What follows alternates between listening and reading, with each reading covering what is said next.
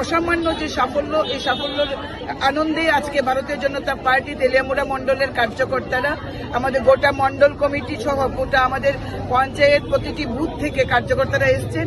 আজকে এই বিজয় মিছিলে তারা পায়ে পায়ে হাঁটবেন, নাচবেন, গান গাইবেন। কারণ পশ্চিমবাংলাতে সরকার পরিবর্তন এবং ভারতীয় জনতা পার্টির সরকার করা, যেটা অখণ্ড ভারতের যিনি আহ্বান করেছিলেন ডক্টর শ্যামাপ্রসাদ মুখার্জির জন্মভূমিতে, জন্মভিটেতে আজকে আমরা সরকার পরিবর্তন করতে পেরেছি। এবং যে সরকার অত্যাচারী সরকার ছিল, মানুষের কথা বলার যেখানে অধিকার ছিল না, আজকে সেখানে সবকা সাথ সবকা বিকাশের সরকার প্রতিষ্ঠিত হচ্ছে।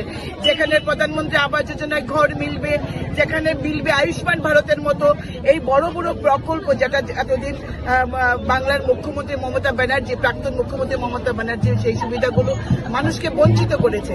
পাশাপাশি আমাদের আসামে আমাদের সরকার প্রত্যাবর্তন, এটা দৃঢ় প্রত্যয়ের সঙ্গে আমাদের আসামের মাননীয় মুখ্যমন্ত্রী আমাদের ডক্টর হেমন্ত বিশ্ব শর্মা যেটা বলেছেন সেটা তিনি করে দেখিয়েছেন। এই সরকার পরিবর্তন, প্রত্যাবর্তন এবং পশ্চিমবঙ্গের সরকার পরিবর্তন করে ভারতীয় জনতা পার্টির সরকার প্রতিষ্ঠা করা, সঙ্গে পুদুচেরিতেও ভারতীয় জনতা পার্টির সরকার, এনডিএ সরকার প্রতিষ্ঠিত হওয়ার জন্য গোটা দেশের সাথে আমাদের গোটা রাজ্যে এবং তেলিয়ামুড়া মণ্ডলও বুটে হেরে গেছেন, কাগজ দিয়ে দিয়েছে।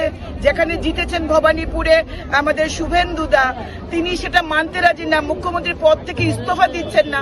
সুতরাং সংবিধানের নিয়ম অনুযায়ী ওনাকে বরখাস্ত করা হবে। সুতরাং তিনি কি বললেন, উনি ওনার ভাইপো বলেছিলেন 4 তারিখে অমিত ভাই শাহকে থাকার জন্য। তো কি হয়েছে, কি করতে পেরেছেন? আপনি পালিয়ে যাচ্ছেন, এখন আর আপনাকে দেখা যাচ্ছে না আপনাদের কোনো নেতাকে।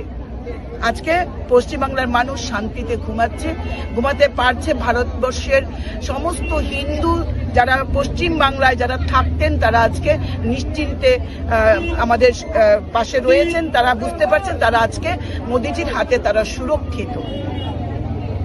আজকের এই মূলত মিছিলটা কোন জায়গা থেকে শুরু হয়ে এবং আজকে আমাদের মন্ডল প্রাঙ্গণ থেকে গোটা ওয়ান ওয়ে রাজপথ জুড়ে ঘুরে আমরা মন্ডলে এসে শেষ করব। আপনাদের সকলকে আন্তরিক ধন্যবাদ এভাবে আমাদের পাশে